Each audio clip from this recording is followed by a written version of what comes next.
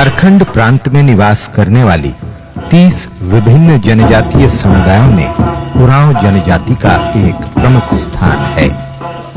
वर्ष 1991 की जनगणना के अनुसार उरांव जनजाति की जनसंख्या लगभग 10 लाख है, जो संख्या की दृष्टि से संथाल जनजाति के बाद दूसरी बड़ी जनजाति है।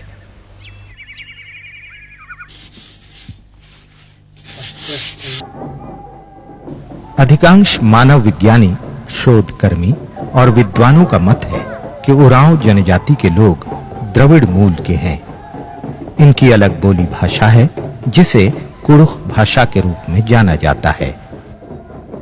अपनी विशिष्ट भाषा, सांस्कृतिक परंपरा और ऐसी ही अन्य विशेषताओं के कारण उरांव जनजाति की एक अलग स्वतंत्र पहचान है, जिसमें सरना, पढ़ा और जतरा जैसी पारंपरिक संस्थाओं का महत्वपूर्ण स्थान है।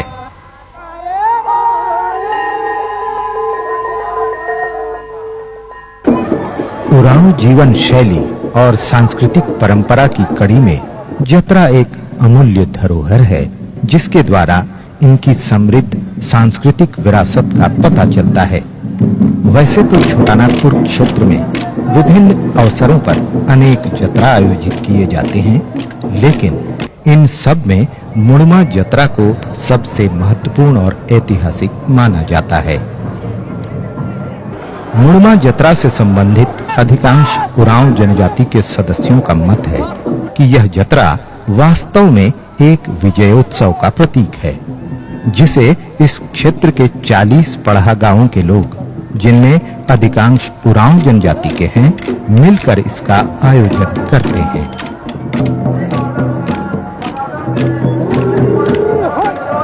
यह जतरा उत्सव कब आरंभ हुआ, इसका अनुमान ही लगाया जा सकता है, क्योंकि आरंभ होने की तिथि का कोई लिखित दस्तावेज उपलब्ध नहीं है।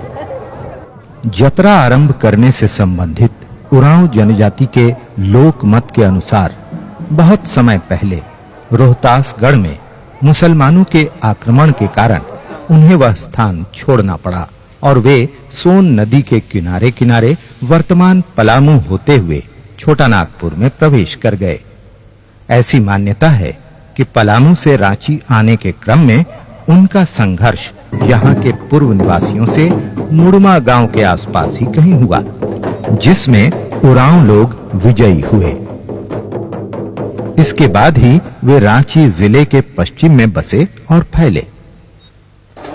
इस प्रकार यह जतरा प्रारंभ में तो वार्षिक विजयोत्सव के रूप में मनाया जाता रहा, परंतु कालांतर में मुड़मा जतरा के रूप में प्रसिद्ध हुआ। उरांव जनजाति द्वारा मनाए जाने वाले इस वार्षिक विजयोत्सव की झलक इस अवसर पर गाए जाने वाले लोक गीतों में वीर रस की प्रधानता तथा नर्तकों द्वारा किए जाने वाले अभिनय एवं भंगिमाओं में स्पष्ट देखने को मिलती है।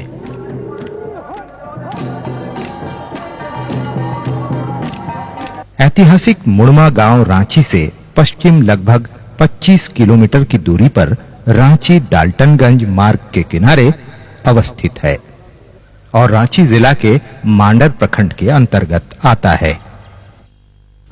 जतरा आयोजन स्थल आरंभ में तो खाली मैदान का टुकड़ा रहा होगा, परंतु अब यहाँ कुछ स्थायी भवन भी बन गए हैं।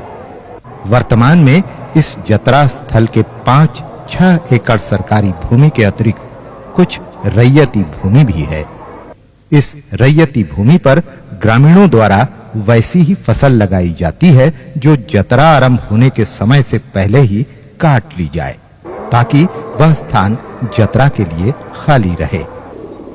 यह जतरा स्थल मुड़मा गांव के मुख्य चौराहे से लगभग 1 फरलांग की दूरी पर स्थित है। वर्तमान में मुड़मा जतरा कार्तिक कृष्ण पक्ष प्रतिपदा की रात्रि तथा कार्तिक कृष्ण पक्ष द्वितीया के दिन वेला में आयोजित होता है। इस प्रकार यह ऐतिहासिक जतरा एक रात और एक दिन का सांस्कृतिक और धार्मिक उत्सव है।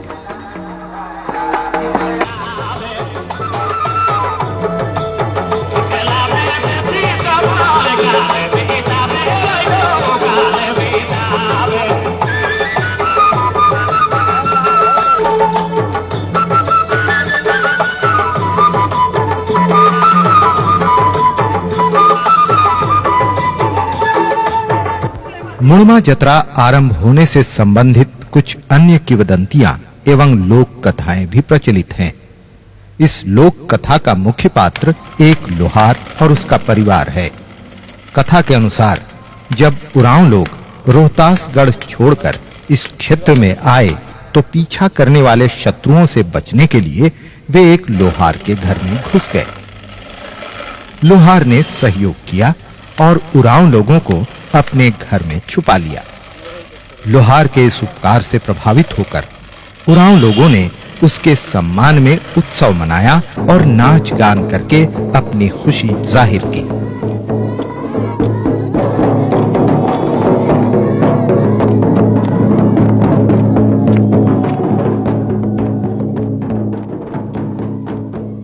बाद के वर्षों में यह आयोजन नियमित होने लगा और अंततः इसने एक जत्रा का रूप ले लिया। भारतीय परंपरा में मिथकों और किंवदंतियों का अलग सामाजिक एवं सांस्कृतिक महत्व रहा है। मुड़मा जत्रा से संबंधित कथाओं और किंवदंतियों को भी इसी रूप में देखा जाना चाहिए, क्योंकि जत्रा के आयोजन के सामाजिक पहलू और उद्देश्य इन्हीं लोक कथाओं और जनश्रुतियों में निहित होते हैं।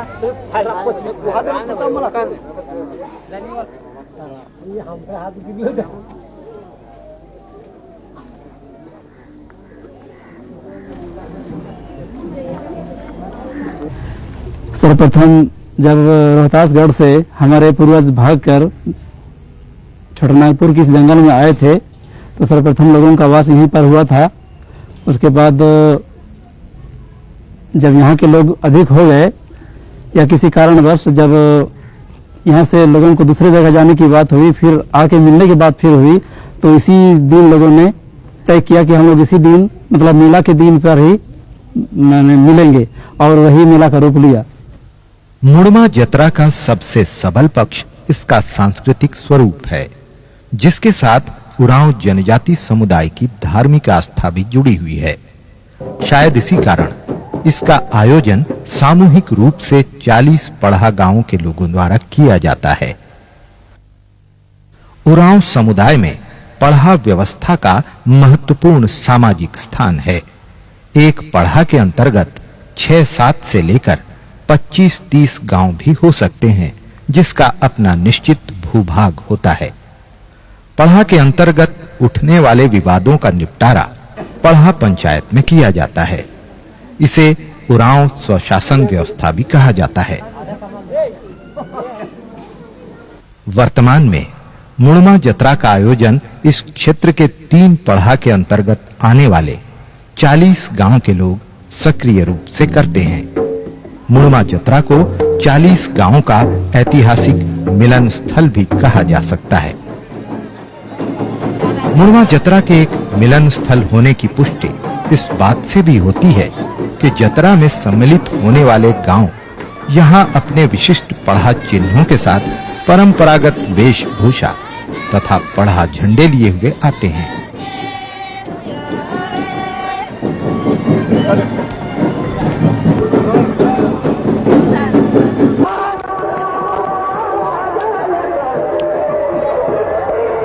जत्रा में प्रवेश करने के बाद प्रत्येक नृत्य दल सबसे पहले जत्रा खूंटा की परिक्रमा करते हैं और इसके बाद अलग-अलग स्थानों पर अपने पढ़ा झंडे के साथ नाच गान करते तथा अपनी सांस्कृतिक विरासत का प्रदर्शन करते हैं।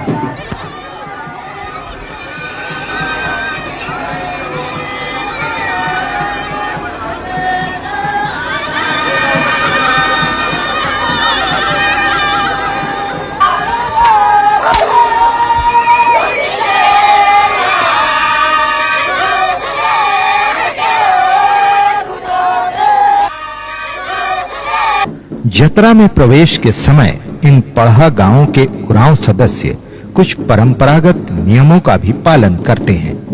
इन नियमों में सबसे महत्वपूर्ण है पुनगी गांव के निवासियों द्वारा जत्रा स्थल में सर्वप्रथम प्रवेश का नियम। जब तक पुनगी गांव का नृत्य दल जत्रा स्थल में प्रवेश नहीं करता, तब तक अन्य पढ़ा गांवों के सांस्कृतिक दल जतरा स्थल में प्रवेश नहीं करते। यह सम्मान पुनगी गांव को शायद इसलिए प्राप्त है क्योंकि पुनगी निवासियों को ही जतरा खूंटा के नष्ट होने की स्थिति में उसे बदलने का अधिकार भी है। जब वो पेड़ वहाँ खूंटा सड़ के गिर जाता है तब ही हम लोग इस गाछ का हम लोग काट के पुनगी से मुन्ना मेला खूंटा के लिए ले जाते हैं। हम लोग काट के यहाँ अखड़ा में लान के उसको अपना सुमरन करके ही मैंने यहाँ से उसको लुढ़काते लुढ़काते, कोई कंधा से बो के नहीं, कोई गाड़ी से उठा के नहीं, पूरा एक चक्कर लगाते हुए खूंटे का स्थान पहुंचा करके वहाँ हम लोग गाड़ते हैं। और इसका जगह का नाम धोवा मरचा पड़ता है। मुड़मा जतरा का जतरा खूंटा जिस स्थल पर गड़ा है उस स्थान की सुरक्षा तथा सुंदरीकरण करने की दृष्टि से वहां एक टावर बनाने की योजना अधूरी पड़ी हुई है। योजना के अनुसार समस्त 40 पढ़ा गांवों का प्रतिनिधित्व के रूप में पढ़ा में सम्मिलित गांवों के आधार पर, जिनकी संख्या वर्तमान में 7, 12 और 21 है, 3 छातानुमा आकृतियों के निर्माण की है, जो सभी पढ़ा गांव के पृथक अस्तित्व के साथ-साथ उनके संयुक्त मिलन को भी दर्शाएगा।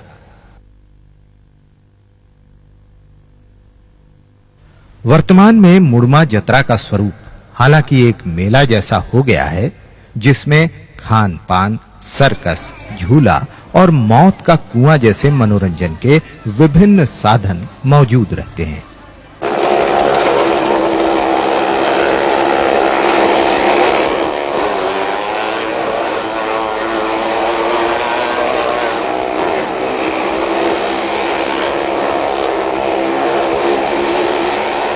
लेकिन इसके बावजूद जतरा से जुड़ी मान्यताएं और धार्मिक क्रियाकलाप काफी हद तक आज भी अक्षुण्ण बने हुए हैं।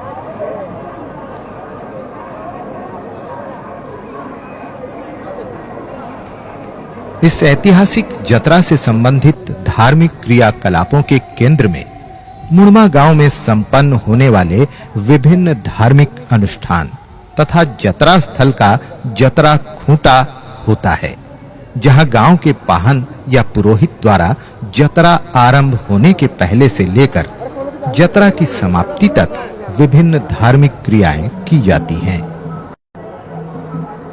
जतरा आरंभ होने के प्रथम दिन, जिस दिन जतरा रात में लगने की परंपरा है, मुड़मा गांव में पाहन एवं अन्य लोग पूरी तैयारी में सुबह से ही जुट जाते हैं। मुड़मा उन गिने चुने गांवों में से एक है जहां उरांव समुदाय की एक अन्य महत्वपूर्ण सामाजिक संस्था धूमकुड़िया अथवा युवा गृह की परंपरा अब भी देखने को मिलती है। जतरा आरंभ होने वाले दिन मुड़मा गांव के युवा धूमकुड़िया और उससे लगे अखड़ा को सजा संवार कर तैयार करते हैं। समय के बदलाव के साथ हालांकि अब सजावट करने के लिए रंगीन कागजों का प्रयोग होता है, लेकिन इसमें संदेह नहीं कि पूर्व में प्राकृतिक संसाधनों जैसे फूल और वृक्षों के पत्तों का ही इस्तेमाल होता होगा। मिले-जुले रूप में यह परंपरा अब भी दिखाई देती है। मुड़मा जतरा का सबसे महत्वपूर्ण और पवित्रतम केंद्र जतरा खूंटा है, जिसकी विशेष पूजा अर्चना की जाती है। वर्तमान में जतरा खूंटा एक वृत्ताकार परिधि से घिरा हुआ है। यह खूंटा शाल वृक्ष की मोटी डाल अथवा पूरा तना होता है, जिसका कुछ भाग जमीन के अंदर गड़ा है और लगभग 8 से 10 फीट लंबाई तक जमीन के ऊपर है। जतरा खूंटा प्रत्येक वर्ष बदला नहीं जाता, बल्कि क्षय अथवा नष्ट हो जाने की स्थिति में ही विशेष अनुष्ठान के साथ निकटवर्ती पुनगी ग्राम के सदस्यों द्वारा बदले जाने की परंपरा है। जतरा खूंटा की पूजा अर्चना के लिए व्यवहार में आने वाली पूजन सामग्रियों में प्रमुख है सरगुजा के फूल, जो सरसों के किस्म का एक प्रकार का तेलहन पौधा है और इस क्षेत्र में प्रचुरता से उपलब्ध है। इसके अतिरिक्त पोतनी मिट्टी, पतली रस्सी, धागा, कांसे का लोटा और पवित्र जल, मिठाई, सिंदूर, अगरबत्ती और मिट्टी के घड़े का ऊपरी भाग इत्यादि। इस महत्वपूर्ण धार्मिक अनुष्ठान के प्रारंभिक चरणों में मुरमा गांव के पाहन अन्य ग्रामीणों के साथ आवश्यक पूजन सामग्रियों को लिए हुए जुलूस के रूप में जतरा स्थल की ओर जाते हैं।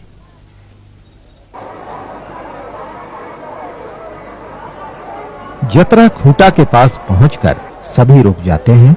इसके बाद पाहनों द्वारा अन्य लोगों जैसे पुजारी और महतो आदि की सहायता से सर्वप्रथम जतरा खूंटा को पवित्र जल से स्नान कराया जाता है। यह प्राथमिक कार्य पूरा करने के बाद जतरा खूंटा को एक बार फिर पोतनी मिट्टी घुले जल द्वारा स्नान कराया जाता है। स्नान के पश्चात खूंटा के चारों ओर पाहन द्वारा धागा लपेटा जाता है, जो जतरा की अधिष्ठात्री शक्ति को वस्त्र धारण करवाने का प्रतीक है। इसी प्रकार खूंटा के ऊपरी सिरे में मिट्टी के घड़े का ऊपरी भाग पहनाया जाना पगड़ी बांधने अथवा मुकुट पहनाए जाने का प्रतीक है।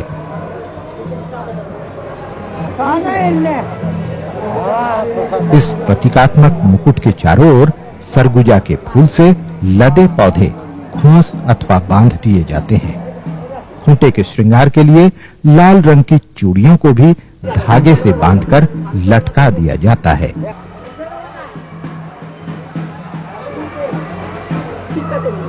जतरा खूंटा का श्रृंगार समाप्त हो जाने पर पाहन द्वारा सिंदूर अर्पित करने के बाद धूप धुवन अथवा अगरबत्ती जलाकर प्रसाद आदि अर्पित किया जाता है।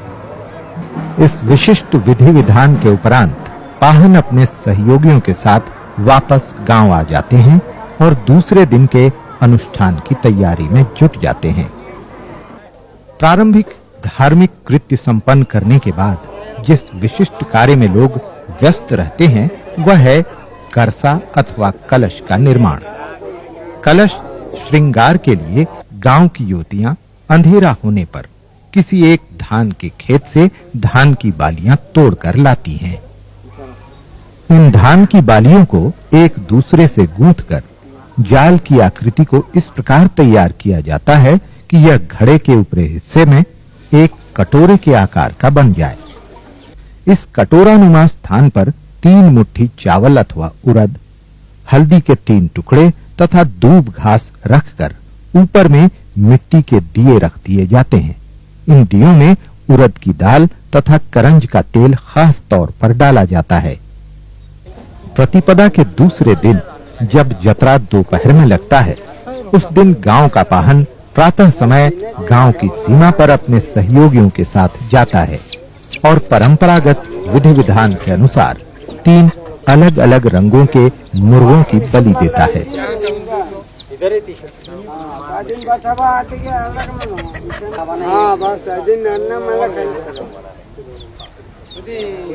इसके बाद गांव की सीमा से सब लोग पाहन के घर आ जाते हैं, जहां अन्य गतिविधियां चलती रहती हैं।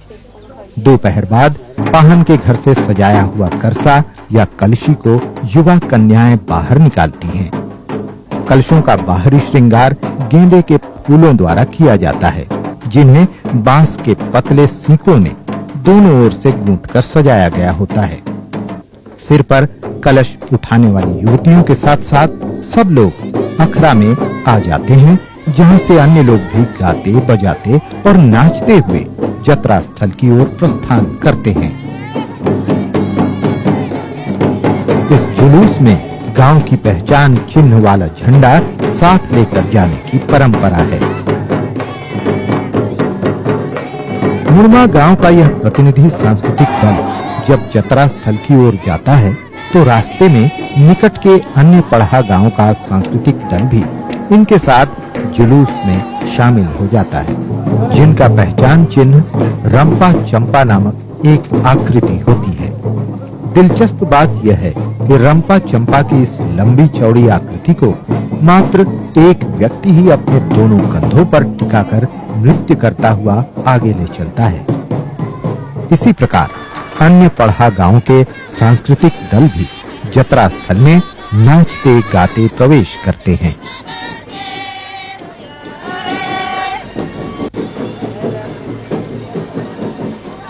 अभी जतरा का स्वरूप वृहत मेले जैसा हो गया है और इसे देखने आने वालों की संख्या भी बढ़ गई है। प्रतिपदा के दूसरे दिन जतरा स्थल में लोग चारों ओर से दिन चढ़ते ही आना आरंभ कर देते हैं, जिसके कारण थोड़ी देर के लिए रांची डाल्टनगंज मार्ग लगभग अवरुद्ध सा हो जाता है। विभिन्न पढ़ा गांवों के सांस्कृतिक दलों के जतरा स्थल में आगमन के साथ ही मेले में लोगों की भीड़ धीरे-धीरे कम होने लगती है। प्रत्येक सांस्कृतिक दल जतरा खूंटा के निकट आकर परिक्रमा करते हैं और फिर किसी एक स्थान पर अपने पढ़ा चिन्ह के साथ नाच गान का प्रदर्शन करते हैं। शाम ढलने के साथ ही धीरे-धीरे जतरा में भीड़ कम होने लगती है और दुकानदार भी अपनी दुकानें समेटने लगते हैं। इस प्रकार एक रात और एक दिन का यह ऐतिहासिक मुड़मा जतरा अंततः समाप्त हो जाता है। जतरा में आयोजित मेला तो उठ जाता है, लेकिन जतरा के कुछ धार्मिक अनुष्ठान जतरा समाप्ति की अगली सुबह पुनगी गांव में संपन्न किए जाते हैं। इन धार्मिक अनुष्ठानों में पाहन द्वारा मुर्गों की बलि और पूजा अर्चना प्रमुख हैं। यह पूजा पुनगी गांव के अखड़ा में संपन्न होती है और जब पाहन धार्मिक कृत्यों में लीन रहते हैं तो ग्रामवासी उत्साह और आनंद से नाचते गाते रहते हैं। मुड़मा जतरा के सांस्कृतिक और सामाजिक स्वरूप को देखने से सहज ही अनुभूति होती है कि यह जतरा निश्चय ही उरांव जनजाति समुदाय की समृद्ध सांस्कृतिक पहचान की अभिव्यक्ति है, जो उन्हें न केवल उनके प्राचीन इतिहास से जोड़ता है, बल्कि उनमें आपसी भाईचारा, प्रेम और सौहार्द की भावना भी जगाता है। युगों से चली आ रही यह समृद्ध परंपरा कदाचित युगों तक चलती रहेगी।